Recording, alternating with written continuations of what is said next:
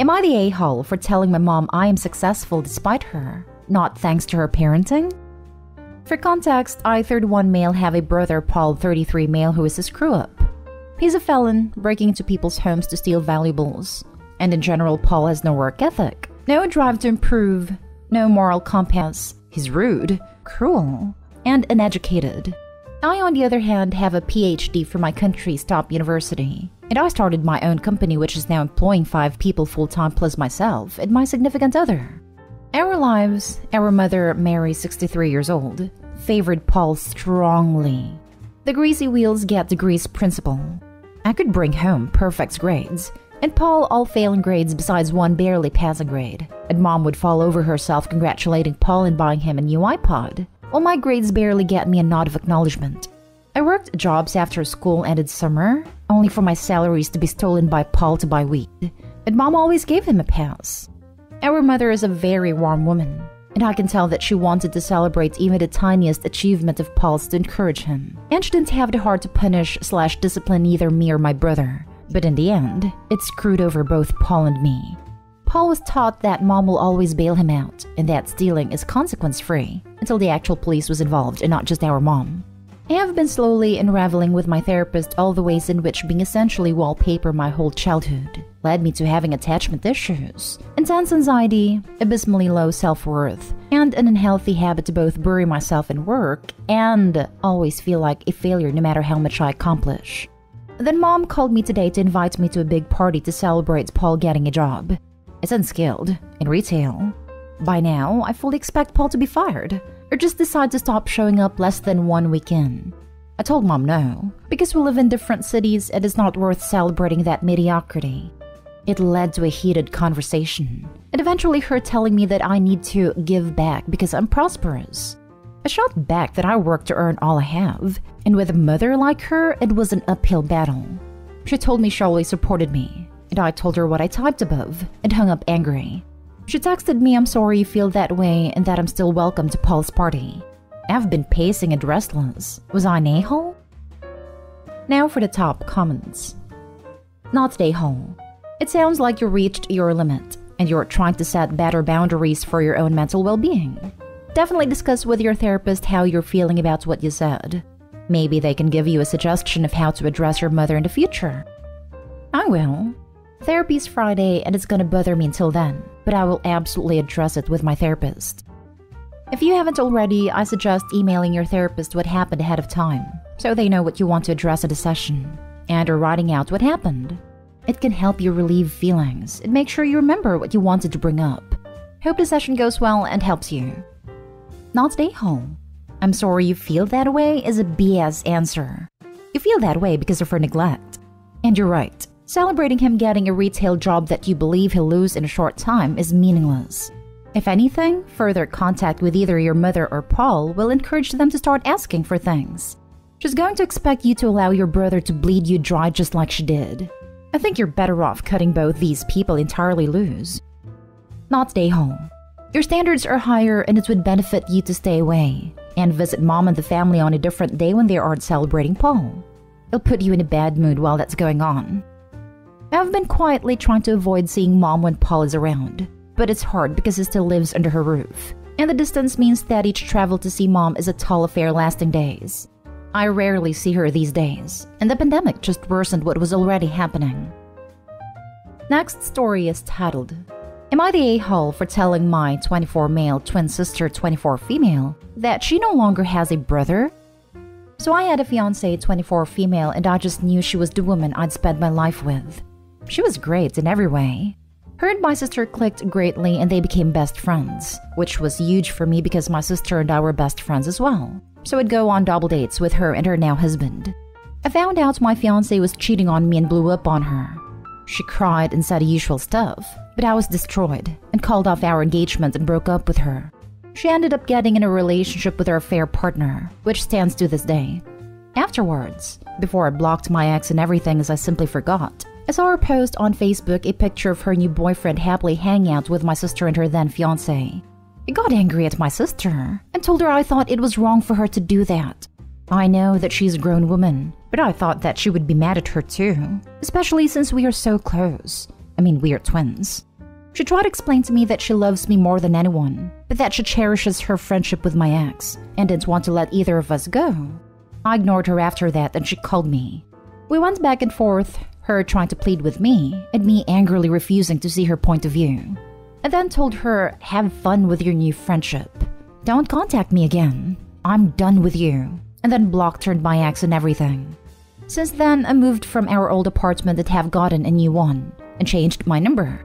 My father and a few trusted friends have this info and have been instructed not to give it to my sister. My father had been telling me that my sister had been distraught and wanting to talk to me, but I was pretty adamant that I didn't want to. He obliged. Then she called me on a new number and told me she was getting married and that she would love for me to be there. I was ecstatic at first, but then I remembered my ex had asked if she and her new boyfriend would be there, to which she replied that she was going to be a bridesmaid and that the boyfriend would be there. I then told her that as of now, we are both only children. A little harsh, but I was angry. I hung up the phone and blocked the number. They are married now, but my dad tells me that she is visibly distressed and that he's afraid it will take a toll on her marriage. I don't want this to happen, but I am in no way over any of this. I still feel betrayed twice. I don't really want to see her at all. My biggest thing is that when she was cheated on by her college boyfriend, who I became friends with, I scolded him and comforted her. But when I get heartbroken by my fiancé and soon-to-be wife, she feels like it's okay to mingle with her and the guy who helped break us up. It's as if I don't matter. Although I love her to death, I feel a lot of hatred towards her right now. So, am I the a-hole for telling her that we are only children from now on and completely shutting her out of my life? Look, while it's true that you do not control her and who she's friends with, you control yourself and your actions. You asked her to give up her friendship with someone who betrayed you. She refused. You decided that you didn't want her in your life anymore. The condition you've laid for her to be in your life is that she give up your ex. She doesn't want to. Clearly, she values that relationship than her relationship with you. Either that or she's expecting you to come around to her way of thinking. As long as you stick to your guns and don't go around harassing your sister or ex, I think you're not the a-hole. She's allowed to make her choices, but then so are you. I feel like that's what it comes down to. Sister had to make a choice and doesn't want to live with the consequences. Also, don't be swayed by your father's report about your sister being visibly distressed and is worried that it will have repercussions for her marriage. Anything that happens will be a direct result of her own decisions to value her friendship with your ex-fiancé over you. You certainly do not owe anything to her, much less your forgiveness in order to save her marriage or your relationship to each other. She made her own bed, and she can lie in it. Sister didn't want to let either of us go. And when she had to pick, she didn't pick you. But she wants to make amends? How would that work? She just wants to have her cake and eat it too. Not stay home. Also, your dad said that she's visibly distressed and that he's afraid it will take a toll on her marriage. How so? Unless she cheats on her significant other like her BFF did to you. If I had to guess, the husband was an OP side about all this and the sister ignored him to get her way. Not an a-hole. The amount of people who truly think OP is an a-hole is astonishing. Dude's life gets nuked, and you all are like, get over it. She can gloss over his heartbreak, but when he does it, he's in the wrong? So much for empathy. So many fakers out here. Next story. Am I the a-hole for refusing to go on a vacation with my family due to my bratty nieces also being invited? The people invited on a vacation. My parents, 48 female/52 male. My pregnant sister, 25 female, her husband, 29 male, and their daughter, 6 female/4 female. Myself, 23 male. My sister, 21 female. My parents planned a family vacation for us from December 26 to January 1. They rented a cottage upstate with enough room for all of us. I don't want to go if my nieces will be there. I know I sound like a horrible uncle, but there's a reason for it. My sister/brother-in-law are earth parent types. My nieces were born at home with only sister, brother-in-law, and a midwife, who doesn't have any medical background or credentials present. They literally let my nieces do whatever they want. For meals, my nieces are allowed to choose what they eat. So if they want ice cream or cookies, that's what they get. My sister/brother-in-law won't make them eat anything they don't want to. They aren't sending my nieces to school. I thought they meant homeschooling, but they are letting my nieces decide if and when they want to learn something. My sister calls it unschool. Neither can count past 10. They don't always get the letters of the alphabet right, and neither can write their own name. They're more interested in the tablet or watching stuff online. I don't even know how this is legal, but I looked it up and it's here. My nieces choose their own bedtime, so they can stay up all night.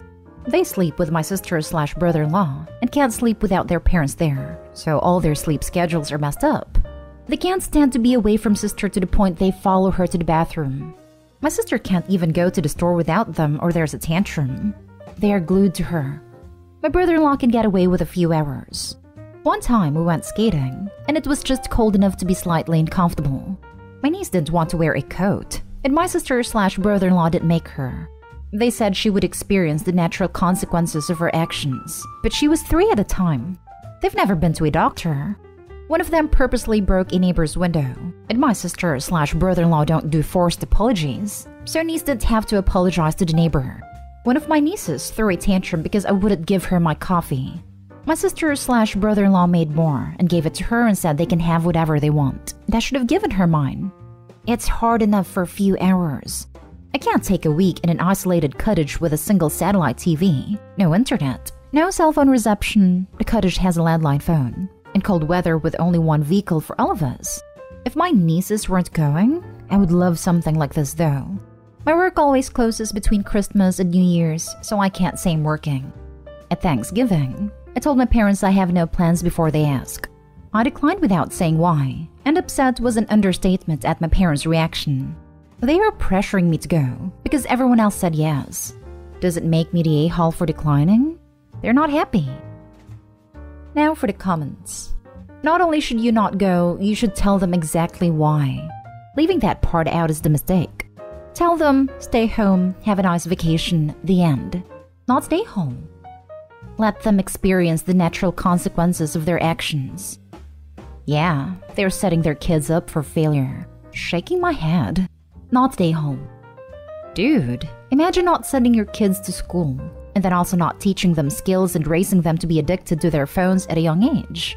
I feel so bad for these kids. Info, why were your parents so upset?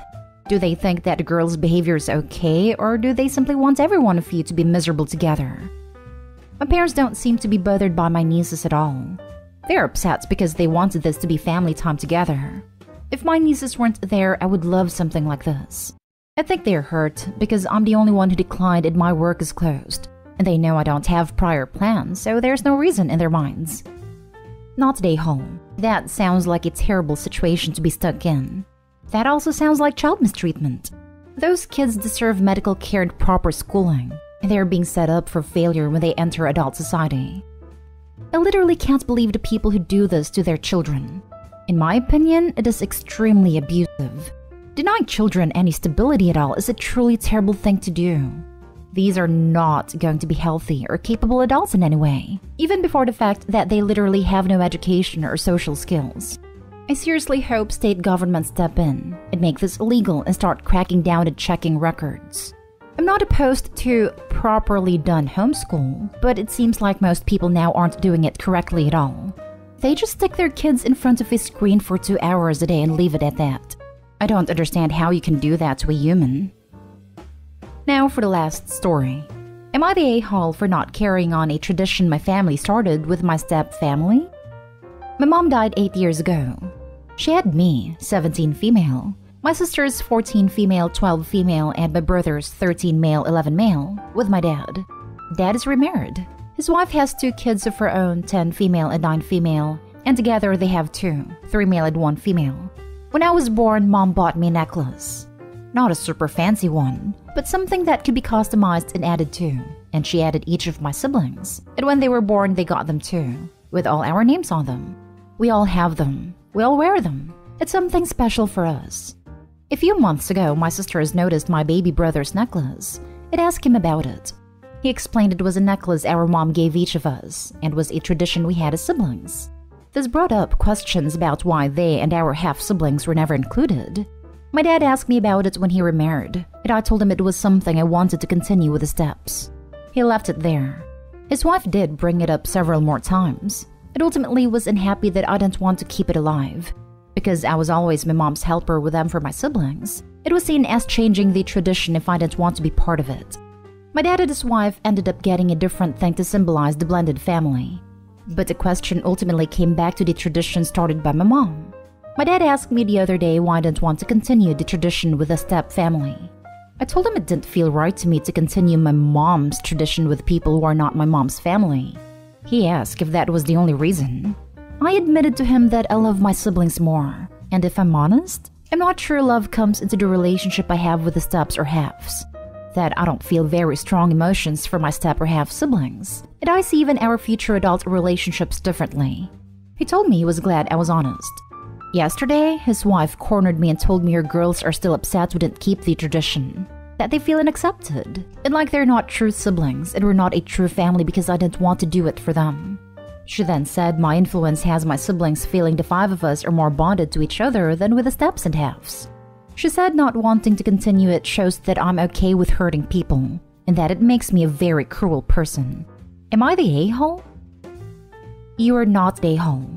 The necklace was a tradition with your mom, and your stepmom is never going to replace or take over the place in your heart where your love for your mom is. She has no right to try and manipulate you like this. Keep talking to your dad about how you were feeling as you navigate the situation. And I would tell stepmom that as an adult, her trying to bully 5 children who lost their mother and just want to keep her memory alive makes her a very cruel person. And a selfish a-hole. Not the a-hole. The tradition your mother started was for her children. Your stepmother's children are in no way related to your mother. Ignore her. Your decision honors your mother and is not cruel. Not the a-hole. Tell her that she's being hurtful and cruel to you. Do not let her guilt you. She's supposed to be the adult in the family, not the pouty kid who wants everything. Do speak with your dad and let him know what your stepmom is doing and how uncomfortable you feel about her.